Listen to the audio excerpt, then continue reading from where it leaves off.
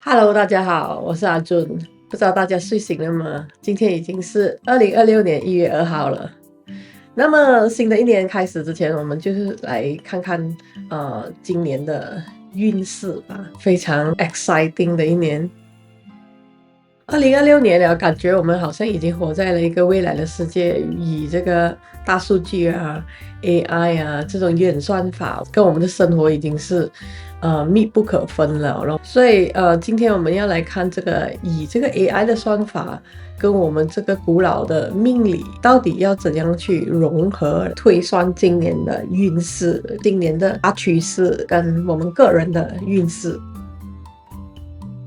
如果我们把我们的人生看作一个机器学习模式的话，那么我们的生辰八字可以说是那组最初始的 seed parameter， 就是种子参数了。它并不决定我们的结局，可是它决定了你这台机器在最初始的那一个设定的偏好吧。步入了2026年的驷马年，我们面对的是一个很高温呢、很火的一年呢，其实就是高频率、高温的外部环境。所以 AI 遇上这个古老的命理，虽然我们没有办法控制或者改变我们所不能控制或者改变的局势或者是大环境，但是通过了解这一个古老的命理啊、演算法啊，我们或许可以找到最美丽的碰撞方式跟最好看的火花吧。这个就是我们的人生乐趣。首先我们要来了解两个重要的名词，就是环境的频谱还有工整的路径。环境的频谱呢 environmental spectrum 就是我们所谓的这一个大势，每一年的时空都有这特定的频率。2026年的这一个频谱呢是极度偏向于火的，这代表这一种火山性、速度还有不安分的这几个关键词。那么工整路径呢 resonance path， 我们要怎样利用我们的内在特质与这个环境去达成一个一致的工整性，这样我们才能够在这一个环境下安然的度过，或者是可以更好的利用这一个契机跟它共整，就是选择一个阻力最小啦、效能最高的一个自行路径。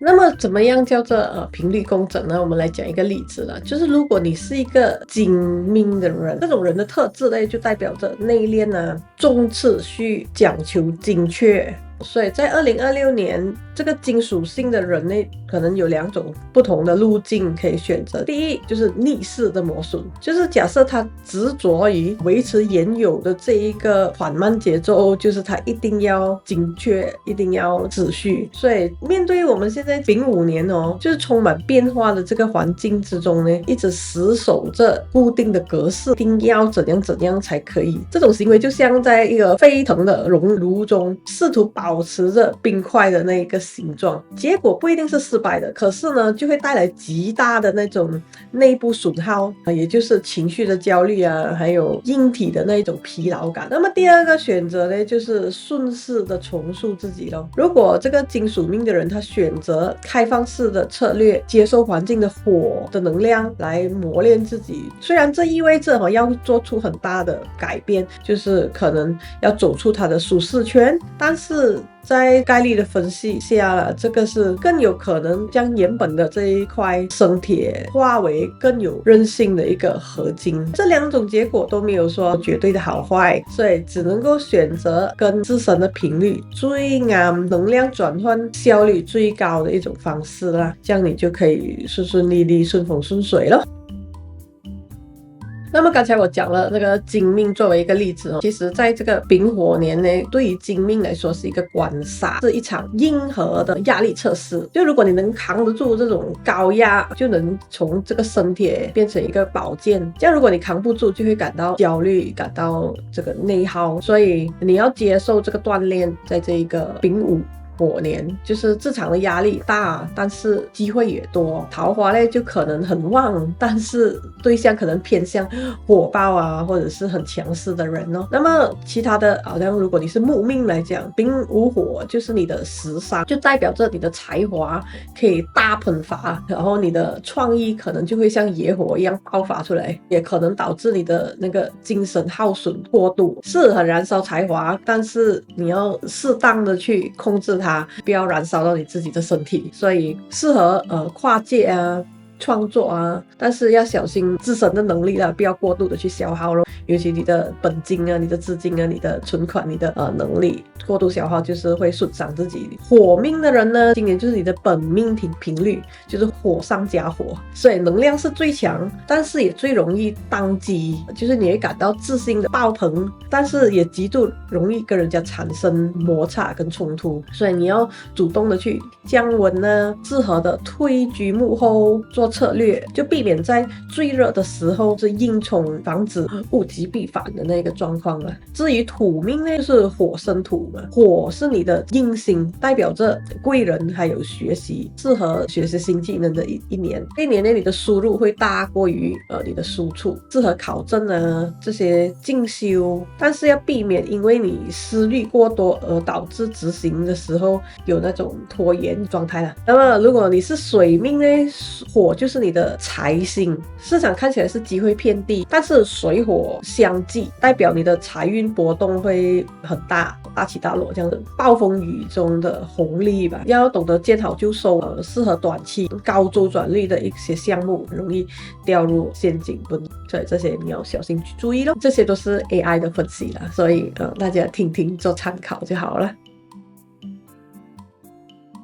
那么整体来说，这个2026年呢，外部环境是很火的一年，然后可能会让许多人感到不安、暴躁的一年了。但是这也可能是一个很好去理清你的旧数据啊，重新定义你自己的一个契机咯。所以 AI 分析给我们的启发，不是说你可以预知会发生什么事情，而是在目前这个环境有哪一些潜在的调整空间，你就要去顺势而为啊，不让自己滑行的更远，然后去开发你这个更大的智慧吧。所以就不要在意这个眼前的得失或者是一时之气，因为这个火年人很容易气上头，所以要想更加长远，要跟着这个大势去行走，才会走得更远吧。所以当你观察到自己的这个工整路径呢，就会发现那些原以为是阻力的地方，其实是隐藏着你的机会跟加速的那个讯号吧。大家可以去用 AI 去分析一下自己的命理八字，然后找到你的本命的频率是什么，然后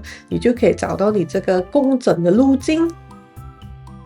这个2026年对于我个人的这个运势，可能我就不那么闲聊，就会有一些事情会忙，但是我还是会尽量的跟大家分享一些心情啊，就是聊一些闲事。希望大家在新的一年里还可以继续多多的支持我们闲人闲事聊这个频道，然后希望大家在新的一年里顺势而为，顺顺利利，身体健康，万事如意。这个好像是要农历新年的节奏了，谢谢大家，拜拜。